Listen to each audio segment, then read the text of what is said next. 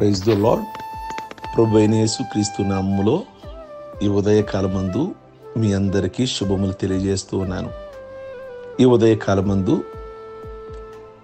10:45 నుండి మధ్యాహ్నము 1 గంట వరకు ప్రత్యేకమైన బుధవారపు ప్రార్థన, తైలాభిషేక స్వస్థత ప్రార్థనలు.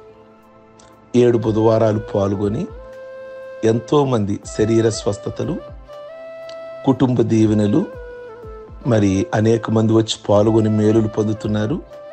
మీరు కూడా పాల్గొనమని ప్రభు పేరట మనం చేస్తున్నాము. చాలా ఆత్మీయంగా, వాక్యానుసారంగా ఇక్కడ బుధవారం జరుగుద్ది ప్రార్థనలు. కనుక దేవుడే వారి విశ్వాసాన్ని చూసి ప్రభు కార్యం చేస్తున్నారు. కనుక ఒక 7 బుధవారాలు అనుకొని మీ మనసులో పాల్గొనండి. ఈ విషయాన్ని మీ బంధువులకు కూడా, మీ మిత్రులకు కూడా, స్నేహితులకి తెలియచేయండి. ఇప్పటికే చాలామంది ఆసక్తిగా పాల్గొని ఎన్నో దైవికమైన మేలులు, కుటుంబంలో చాలా నెమ్మదిని పొందుకుంటున్నారు. ఈరోజు అనేకులుగా పాల్గొనమని ప్రభు పేరట మీ అందరికీ కూడా మనవి చేస్తూ ఉన్నాను. పరిశుద్ధ గ్రంథంలో ఫిలిప్పీలకు రాసిన పత్రిక 2వ అధ్యాయము 6-7 వచనాలలో ఒక చక్కటి త్యాగము. దాన్ని ఏ త్యాగం అంటే బాగుంటుంది? పరలోక త్యాగం అంటే బాగుంటుంది. త్యాగము పవిత్రమైనది. త్యాగము అంటే విడుచుట, అంటే గొప్ప స్థాయి నుండి క్రింద స్థాయికి దిగివచ్చుట. త్యాగం అంటే త్యజించుట అని కూడా చెప్పవచ్చు. కలిగి ఉన్న దానిని విడుచుట, పొంది ఉన్న వాటిని ప్రేమతో, స్వేచ్ఛతో విడిచిపెడతాం. త్యాగానికి మరో పేరు యేసుక్రీస్తే. ఇంకా అంతకంటే త్యాగం ఎక్కడుంటుందండి? ఆయన సమస్తము త్యాగం చేసిన మహనీయుడు. ఆయన త్యాగము ఏ ప్రతిఫలము అపేక్ష లేనిది. దేనిని ఆశించి ఆయన త్యాగం చేయలే. సహజంగా త్యాగాలు చేస్తారు, ఏదైనా మేలు కోసం, దానికి బదులుగా ఏదైనా పొందుకోవటం కోసం, ఏ వ్యక్తులైనా కానీ యేసయ్య ఒక్కడే ప్రపంచంలో ఏ మేలు కోరక గొప్ప త్యాగం చేశాడు ఆయన. అక్కడ పౌలు గారు ఫిలిప్పీ అనే సంఘానికి రాస్తున్నారు. ఏమని రాస్తున్నారు అంటే, ఆయన దేవుని స్వరూపమై ఉండి దేవునితో సమానము పొందుకొనలేదు, కానీ ఆయన తనను తాను ఏమీ లేనివాడిగా చేసుకొని సేవకుని రూపం ధరించి మనుషుల పోలికతో జన్మించాడు.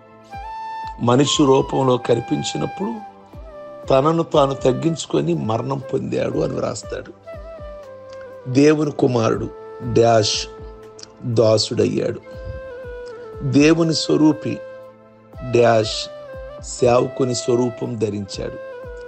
దేవుడు డాష్ మానవుడయ్యాడు. గొప్ప వ్యక్తి డాష్ తగ్గించుకున్నాడు. మరణము లేని వ్యక్తి డాష్ మన కొరకు ఈ లోకంలో మరణించాడు. అత్యధిక స్థాయి నుండి అల్ప స్థాయి దిగి వచ్చిన దేవుడు ఆయన. ఎక్కడో ఉండవలసిన వాడు మన కొరకు ఇక్కడికి వచ్చాడు. యేసుక్రీస్తు మానవ జాతిని సృజించిన వాడు. మనుషుల ద్వారా హేళనకు, తిరస్కారానికి గురయ్యేందుకు సిద్ధమయ్యాడు. అది ఆయనలో ఉన్న త్యాగం. ఎంత స్థాయి అండి? దేవుడు అన్న స్థాయి మానవుడిగానా? పరలోకమును వదిలి భూలోకానిక? మానవుల్లో కూడా 2 రకాలు ఉన్నారు, ధనవంతులు, దాసులు. ధనవంతుడిగా పుట్టను నేను ఈ లోకంలో, దాసుడిగా. అది ఆయన త్యాగం.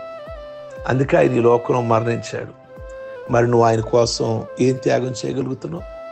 లోకాన్ని విడిచిపెట్టలేవు, పాపాన్ని విడిచిపెట్టలేవు, అలవాటులు విడిచిపెట్టలేవు. నిజంగా మరి మనకి అది దీవెనకరంగా ఉండదు కదా. ప్రభు నీ కోసం అంతా చేసినప్పుడు, అన్ని అడుగులు వేసినప్పుడు, నువ్వు కొద్దిగా అడుగులు వేయటం ఆయన కోసం, మరి అది దీవెన కదా. కనుక ఈ రోజున ఆయన త్యాగాన్ని జ్ఞాపకం చేసుకుంటే, మీరు ఆయన కోసం ఏం చేస్తున్నాం, ఏం విడిచిపెట్టాము అని ఒకసారి ఆలోచించాలి. ప్రార్థించుకుందాము. సర్వశక్తి కలిగిన తండ్రి, నిజంగా మీ త్యాగం మాట్లాడుతుంటే నిజంగా ఏ విధంగా వర్ణించాలో భాష చాలటలేదు, మా జ్ఞానం చాలటలేదు. ప్రభువా, పరలోకమున ఉండవలసిన వాడివి, దేవుడు అయ్యుండి వద్దులే దేవుడుగా, దేవదూతల కంటే ఎక్కువ వాడవయ్యుండి ఈ లోకంలో కేవలం మానవుడిగా, మానవుడిలో కూడా ధనవంతుడిగా కాకుండా దరిద్రుడిగా, రిక్తుడిగా, దాసుడిగా, పేదవాడిగా నా కొరకు మా కొరకమే కదా ఎంత త్యాగం చేశారు. ఇలా చేసిన వారు ఎవరైనా లోకంలో ఉన్నారంటే లేరు. మీరు నా కోసం ఇంత త్యాగం చేశారు కనుక నీ కొరకు నేను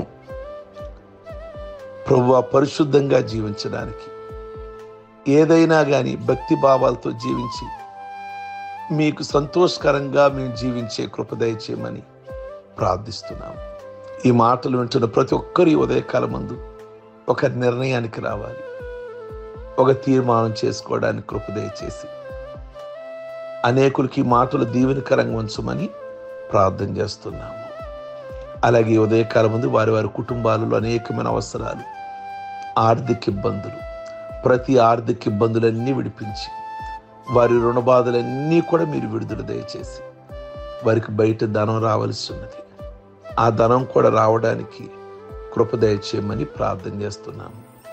అలాగే వివాహం కావలసిన బిడ్డలు ఉన్నారు వారి కుటుంబాలలో, యవన బిడ్డలు, వారికి మంచిగా కుటుంబాలు మీ చిత్తానుసారంగా కట్టి ఆశ్చర్యకరంగా అద్భుతకరంగా వారి గృహాలు కట్టి మీ నామములకు మహిమ తెచ్చుకోండి. అలాగే పెళ్లి రోజులు, పుట్టినరోజులు, రక్షణ పొందిన రోజులు చేసుకుంటున్న కుటుంబాలలో ఉన్న బిడ్డలందరినీ దీవిస్తూ ఆశీర్వదిస్తూ మేలు చేయమని యేసు పరిశుద్ధ నామములో అడుగుచున్నాం తండ్రి, ఆమేన్. God bless you. మీ అందరికీ ఉదయకాలం మందు